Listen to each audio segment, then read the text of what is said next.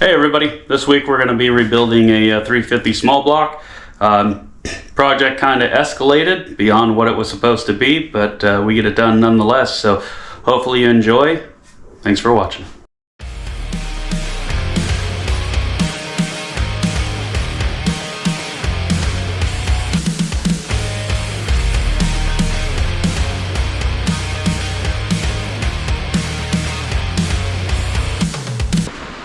I'm going to take a moment on all these factory casting marks and just kind of clean them up and get rid of them.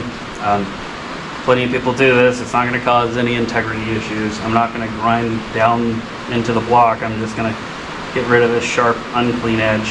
And then once I get rid of those, use a grinder for what I can, poly wheels and everything else for everything for what I can't reach with the grinder. We won't touch the surface edge for the mating surface edges.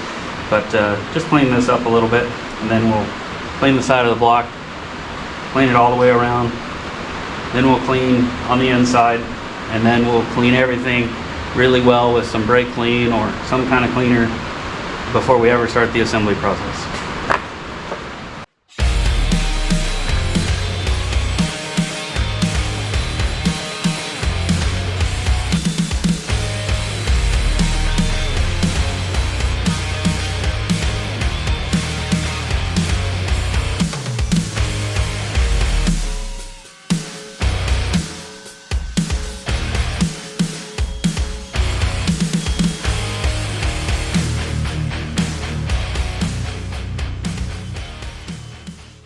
Okay, get the front of the block. We'll start tracing threads. Clean her up a little bit, then hone her. Then really clean her.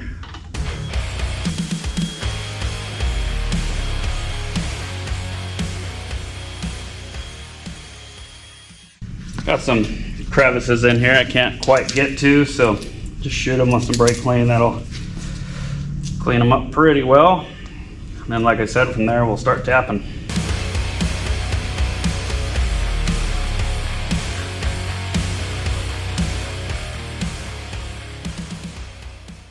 I think an important distinction I should probably make is I'm not tapping threads, I'm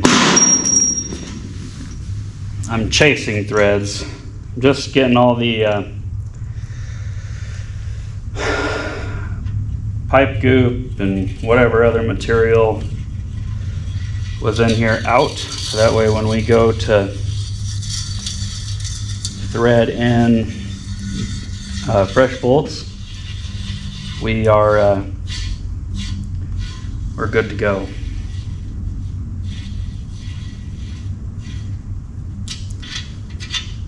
See, so like I probably couldn't have threaded that in by hand. I kind of can, but it's catching, but you can run it in there that way, no problem.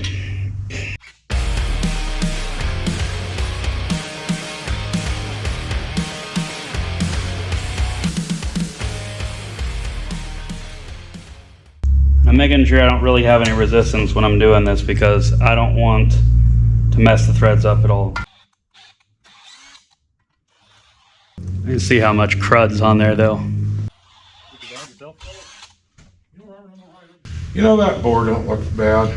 No, it's not horrible. But just chasing threads right now, and then like I said, we'll hone her. I think it's gonna take the most amount of time is gapping the rings. So Yeah. we could gap them for boost. No. I'm just gonna put a carburetor on it. That's all I'm doing. I'm a bad example on you. All right, traced all the threads on for the head bolts. Next thing I'm going to do is trace the threads for the water pump. I don't recall whether I said this. The biggest reason I'm tracing them is because, like, especially on water pump bolts, you end up getting silicone on them, and that silicone gets in here and dries up. And we just want to make sure that everything's clean, so that way when we go to put this back together, you could end up snapping a bolt, you know, depending on if the bolt's deadheading against some debris in there. So we'll just get these all cleaned up. I ran the other ones in with the drill, which I'm sure you would have heard several times that the ratcheting motion bottomed out. I had that set pretty tight. That way, I didn't take the chance of damaging anything. But it's not going to hurt anything to do that. So you just want to make sure that you get started straight, because you don't want to mess any of the threads up.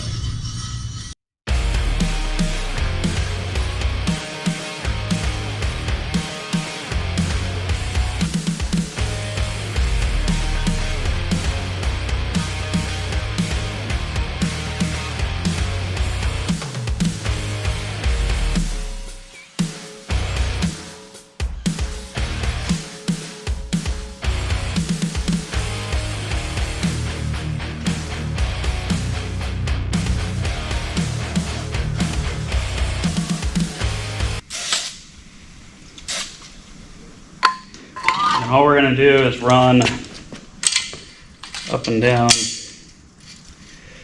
evenly, just a couple passes.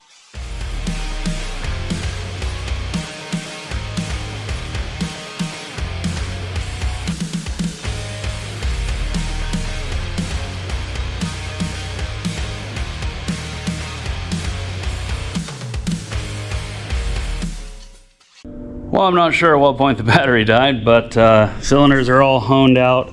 Really nice carbon lip right here. That's completely gone. She's nice and smooth.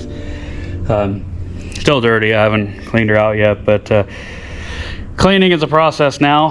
I don't think I'm going to film any of that. I don't think you guys really want to see it, but I already went through and polished the block essentially with a wire wheel. But now I'm gonna go at her with a bunch of cleaner and air until I feel that she is just 100%. And once that's done, she'll be ready to go for reassembly. So, all right, guys, well, there we have it. She's all cleaned up.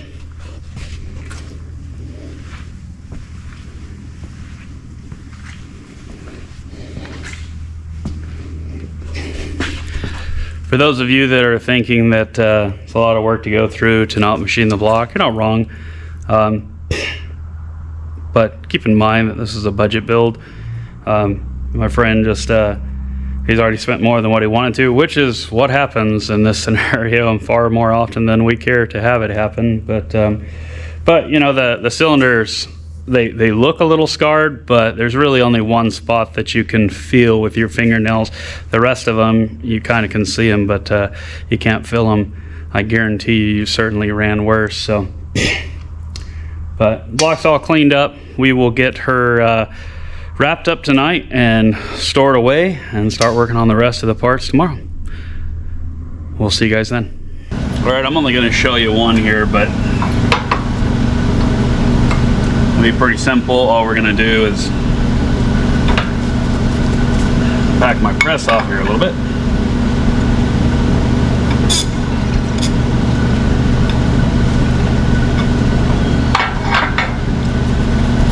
I got this block that's set up with a notch.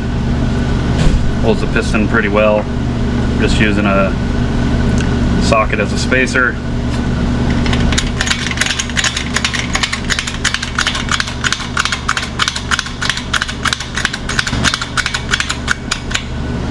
We're just gonna press her out.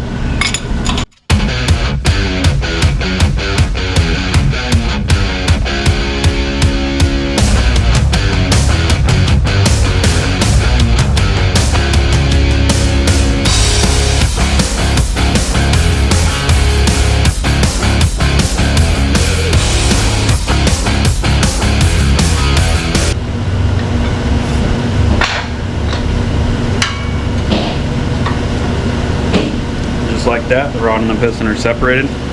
Later we'll come back and we'll install the new pistons. I'm going to go ahead and get the rest of these done.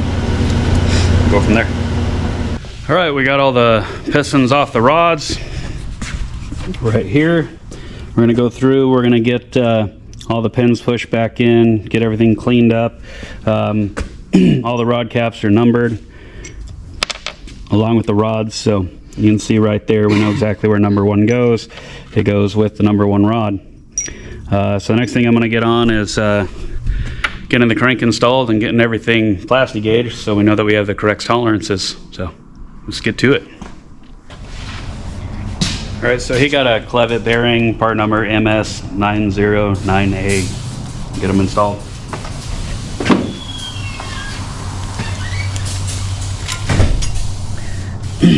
I always like to take, there's an edge with a lip here, and I always start with that edge, get her fairly lined up, and then just push her in.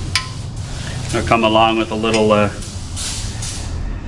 plastic headed hammer and just tap them down where they're flush.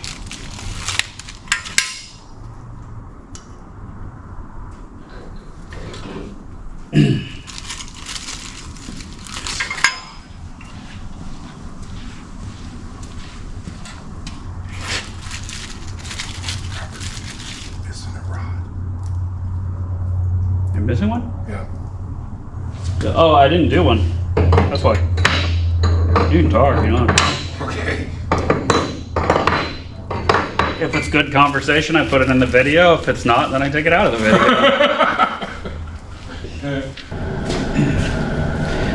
Like I said, little plastic hammer or plastic headed hammer. Just kind of make sure that these are sitting flush.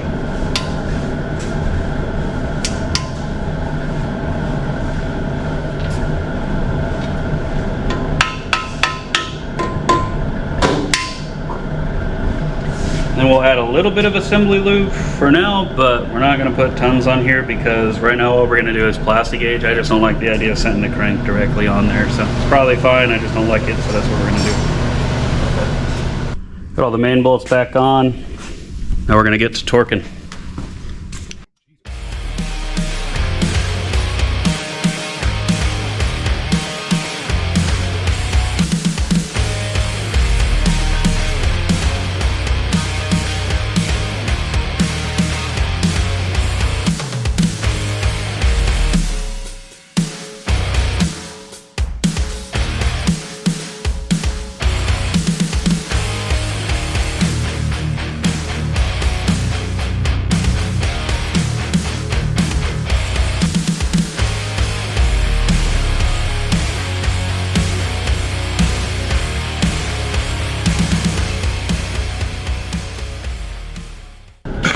Yes, we have. You made me put that camera.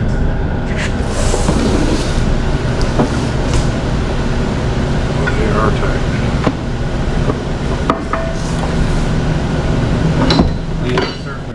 Okay, now we're going to get started on setting up the rings, the gap for the rings. So you can buy a special tool to do this. I don't have it, and I'm not going to buy it because it's different for different bores, but what you can do is just take a stock piston. What I like to do is throw one ring on there, and then that way it'll stop you at that perfect gap. But I'll show you the process, but real quick, I'll throw a ring on here and then we'll get started. Yeah. See, like I'm talking about, I've got the top ring on there now. When I set it down in, it'll stop me and won't let me go any further. So got to do a top ring and a secondary ring for each one. So we'll get started on that. I'll show you how to do it.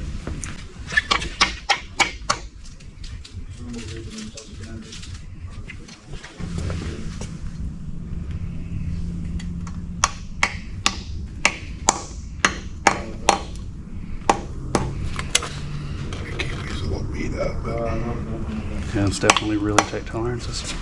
All right, so I got the ring in there. Now what I can do is I can take this piston, push it down in until I'm flush against the ring all the way around, take it out, set it nicely. Now you can see this ring is in here and it should be perfect all the way around, perfect spacing. Except for it's not. What the heck? Why the hell did it do that?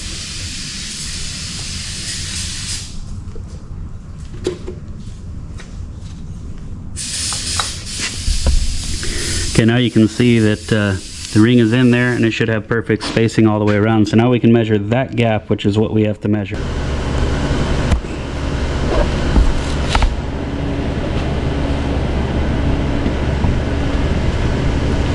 The recommended ring gap is 0.016 thousandths, and as you can see there, that's just about perfect.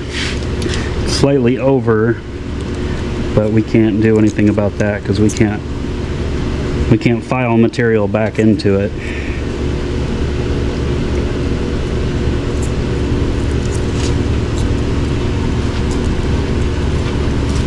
Just means it's going to be ready for turbos. It looks like it's about 0.17, so that's fine. So that's the bottom ring. We'll do the top ring next and we'll lay everything out.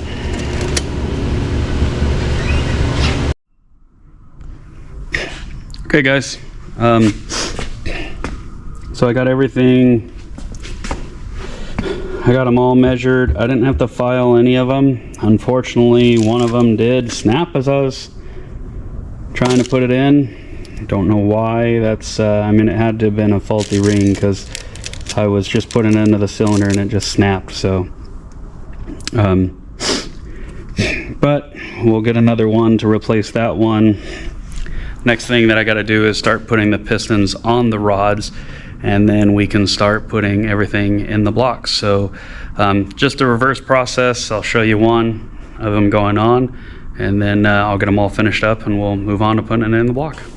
All right, everybody, I got all the other ones installed, but here's the final one, number 7, and show you how we throw the rings on there. One's a little stiffer than I'd like, but she's pretty loose. Anyways, we're gonna throw the oil ring on. It's on this bottom groove here. Then you have a top and bottom oil ring that go on top of that, and the biggest thing you want to make sure of is that your spacing is opposite. So like right here, you'll see that's where the main oil ring comes together, and then this bottom ring is set to where it comes a few inches over. And this top oil ring will do the same thing. Just roll it around. Okay, so there's the oil rings. And now we will install the bottom, and they're marked top, so same deal. All these rings are going to rotate as they're in the cylinder and going through their stroke. The biggest thing is you don't want them to line up, because like say that we put them right here, you would end up with oil bypassing and burning. So we're going to throw that on right here. Just try to be a little bit careful and make sure they're in the groove, because you can break these rings. All right, and here's the top ring, same thing. We'll go about 180 out, throw her in the groove.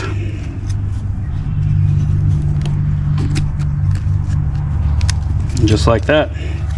Now we'll oil everything up and we will put it in the cylinder. Okay, I'm just gonna put a little bit of oil on the pen. Oh, I almost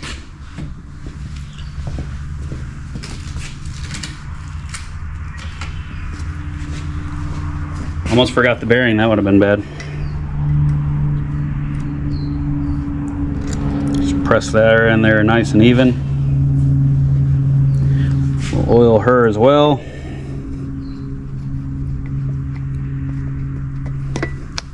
And then I'm just going to do a quick bead all the way around.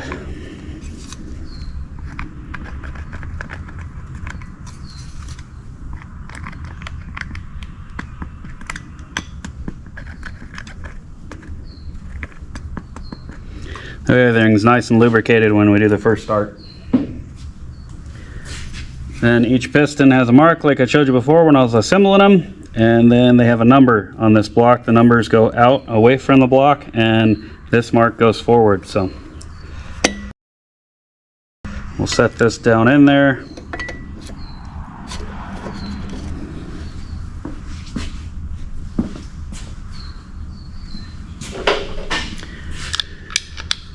Grab my compressor here.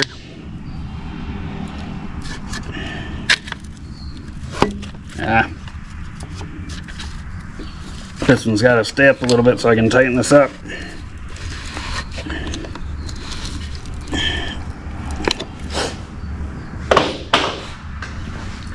And I just, plastic hammer. Well, the wood hammer is good too. You just don't want to use a, you just don't want to use a metal, anything that's metal against the piston. All right. Okay. Take these all down to 44 foot-pounds.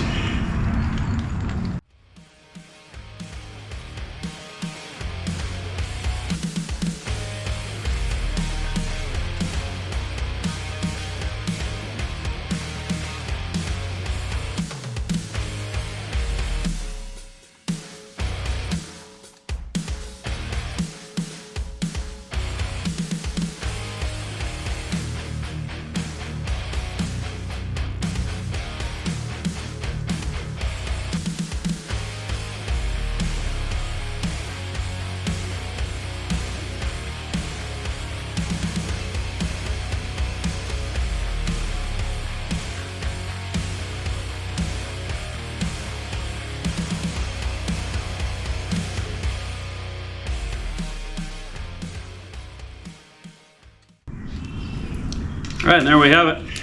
Everything's torqued down. We can start putting everything back together. Got the new water pump painted, got the oil pan painted, and I got the block painted. He wanted to go red on the blocks, so I believe it's GM red, so it's more of an orange, but it's all taped up. We'll peel the tape this morning. There we go.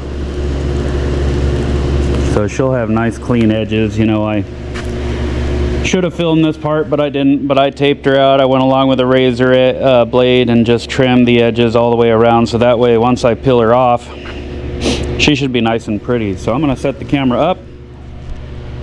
We're gonna peel some tape, and hopefully we don't peel paint. And I'll show you guys how she looks when she's done. Then we'll start the reassembly process, because that's pretty much where we're at. So get started.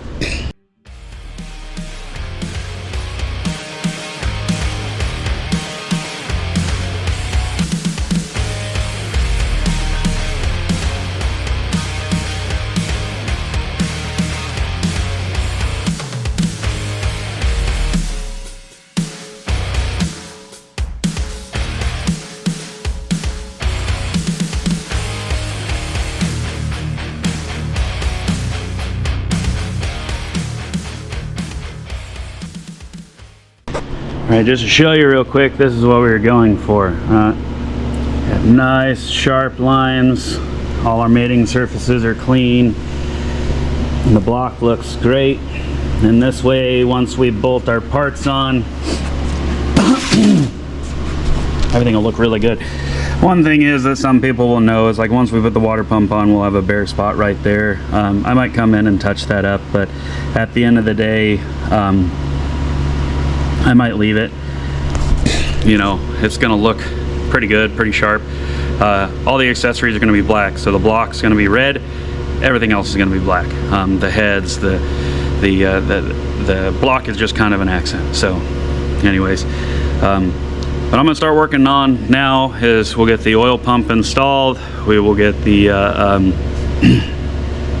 port for the oil filter done, get the rear main seal on, get the time cover on, get the oil pan on, and then we'll flip her over and we're to the top of the block and pretty much done with the bottom of the block. So this is a high volume milling oil pump that he picked up.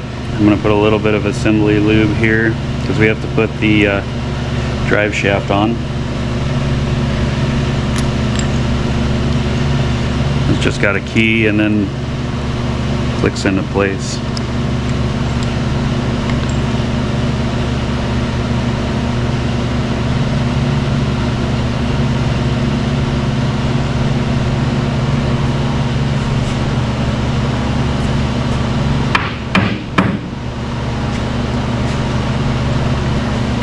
I had to give her a little love tap, and you see she'll stay there now, because otherwise she would fall right out. But then I'll put a little bit of lube on this as well, so that way when we go to install the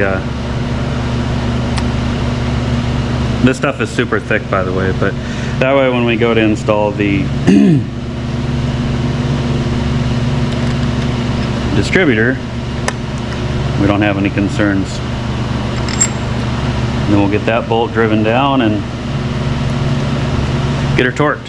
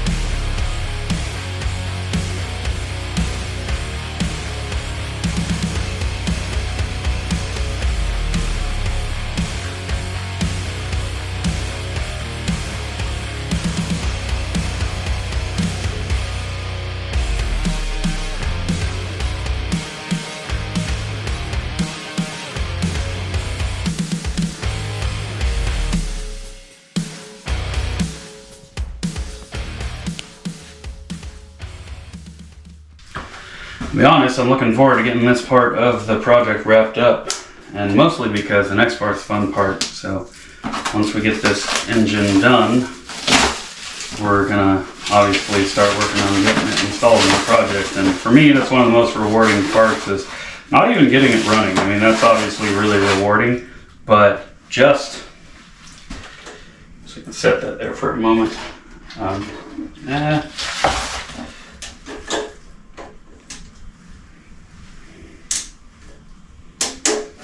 Anyways, just simply to see it sitting in there,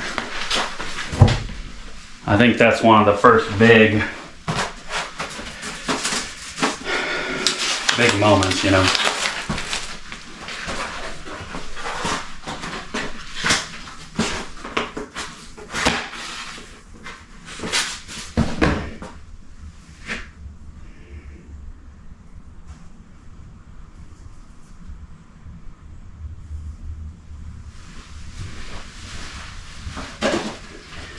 One of the first big rewards for your hard work.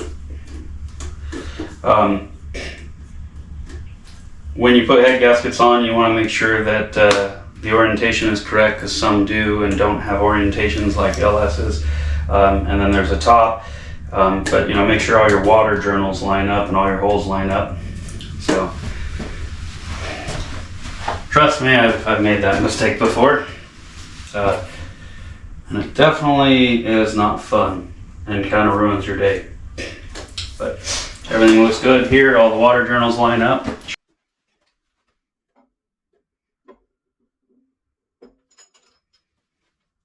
the dowels lined up. I'm just going to throw one bolt in and thread it in a little bit. That way it holds everything in place.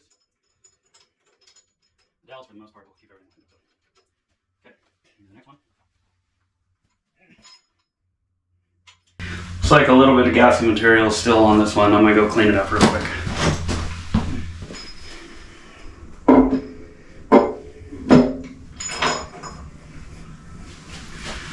Okay.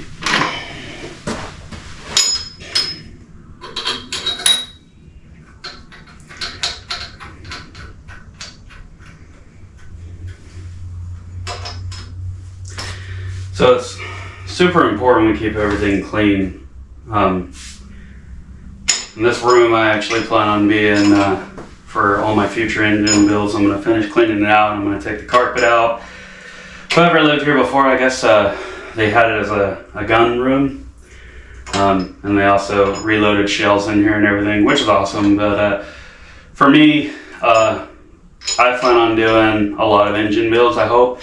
And also maybe a couple tranny builds, which I've never done. I've only torn them apart, and I've replaced some components to output shaft, stuff like that. But sorry, not output, but input. But I want to get into a lot of that stuff. So, anyways, I've got both of my bolts started on each side. I'm going to go get some thread seal, because a lot of these bolts go into the journals for the water jacket journals. So we're going to make sure that we put some thread seal on there so we don't have any issues.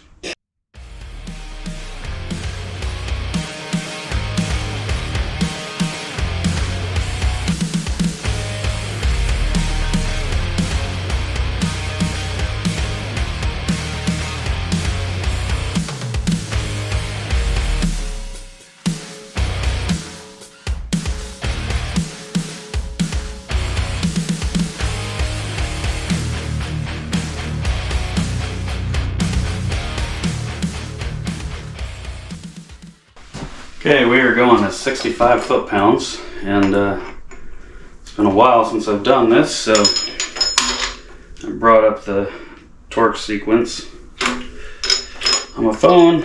I'm just going to set that right there, get it nice and gross, so that way when I grab it, it's gross. And we'll just go to town. Oh, Urchiter. Guess 20 foot-pounds isn't enough. Getting ahead of myself.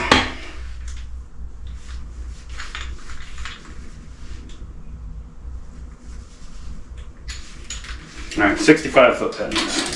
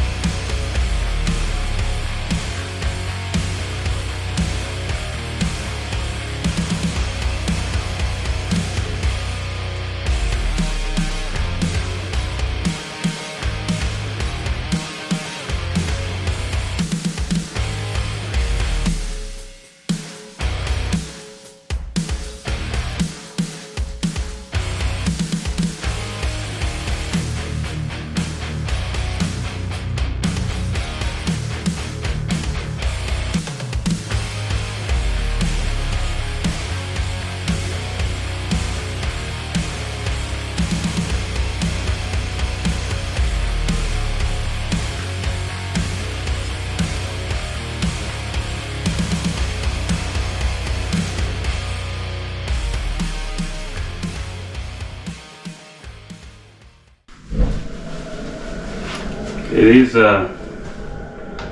lifters have been sitting in oil for 3 days now. So just make sure that they are completely full of oil before we start this thing, essentially.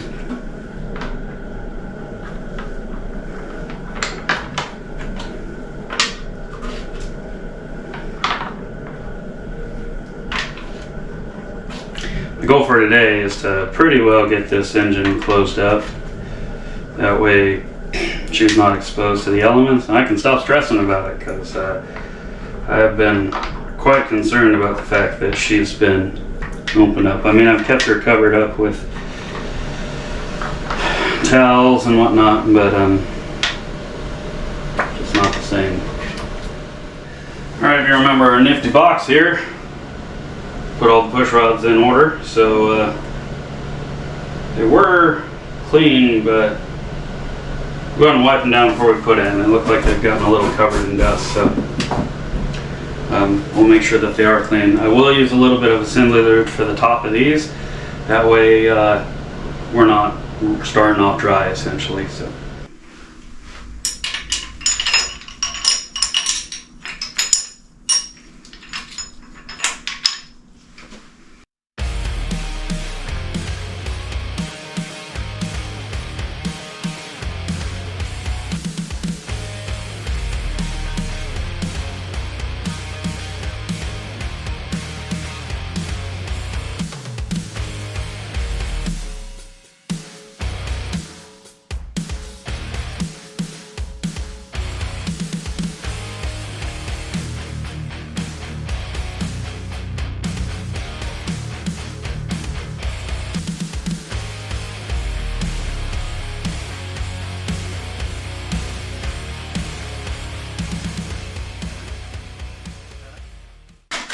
Okay, so the next thing we'll do is we'll get the push rods adjusted. But all I'm doing right now is trying to get zero lash on these, and I've seen several different ways of doing this and several different opinions,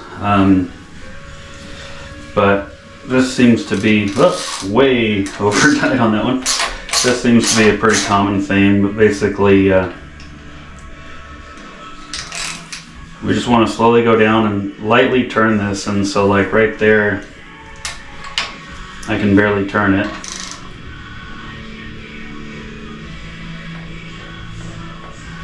We want to go to the point that I can't turn it, but just to that point. And I'm not trying to turn it, I'm just barely kind of rubbing my fingers together.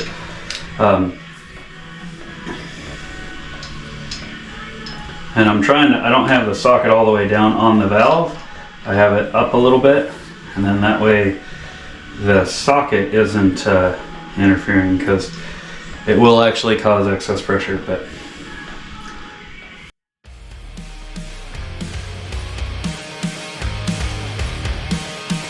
it's like that. So I want to buzz these all out really quick. I'll show you when it's done.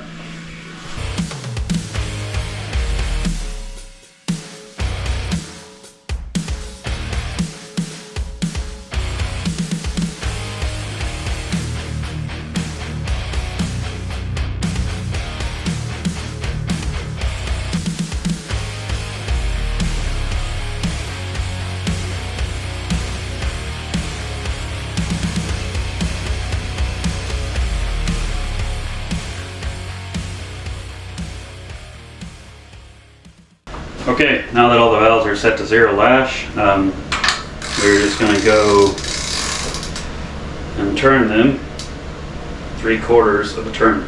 So half, 3/4.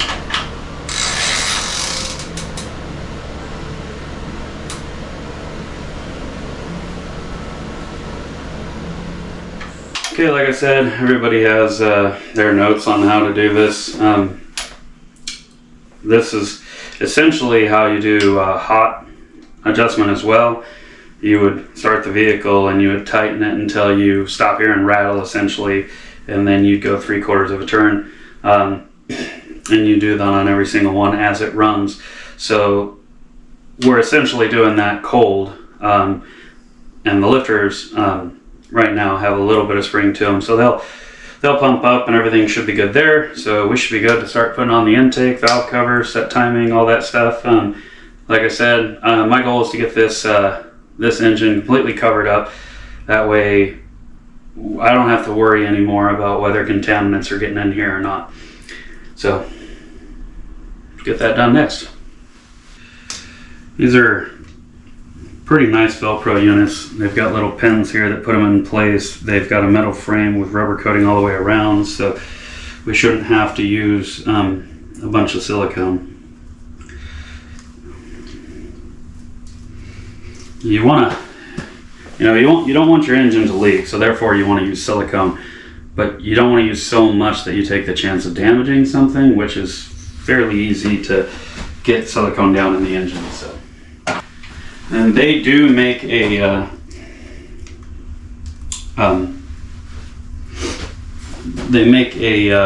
gasket that goes along in the front and the back, but those things never seal. So we're just going to make a nice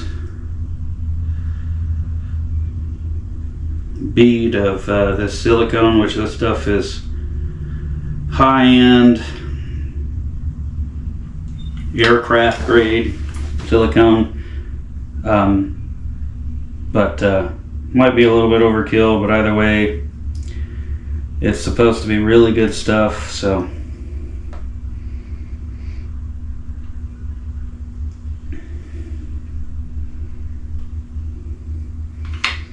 I always put a little bit under these corners, because corners is where you get leaks. But like I said, you kind of want to make a wall, because the intake doesn't sit flush with that, it sits down. So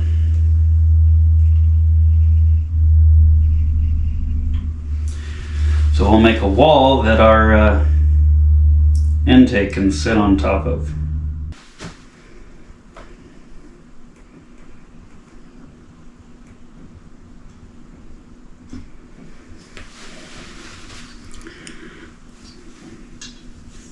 Okay, so you can see that gap, and as we tighten her down, it'll crush it down a little bit and fill that nicely. All right, we're going to run these down to 30 foot-pounds.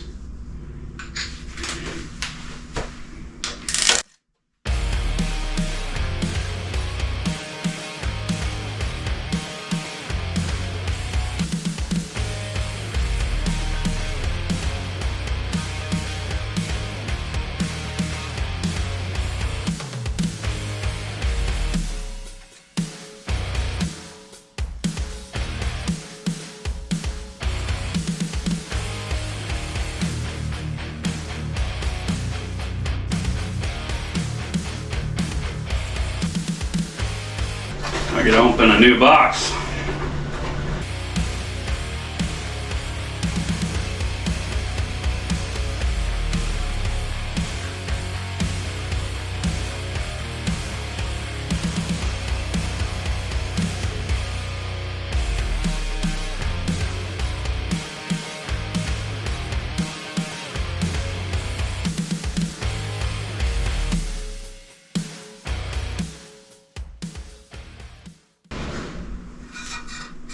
Well, that's disappointing.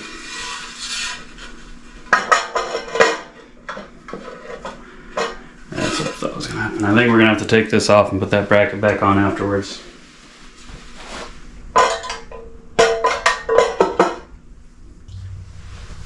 Apparently the battery died, but we're just gonna get a few more things on here and it's pretty much done and ready to go. Do the water pump next.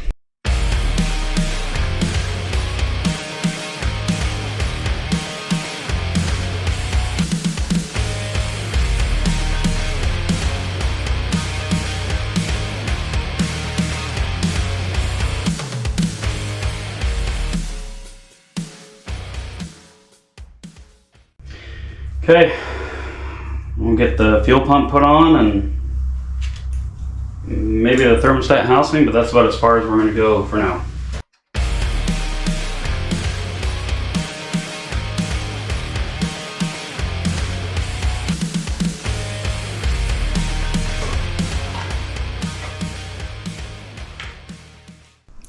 All right, everybody, there we have it. Corey's motor for his S10 is ready to go. Hopefully you enjoyed the content this week. Next week, we should, pending parts, the plan is to get this thrown in the S10. I don't know if it'll be running, but hopefully we can get the first fire up going, but definitely the install is going to be on its way. So thanks again for watching, and don't forget to like and subscribe.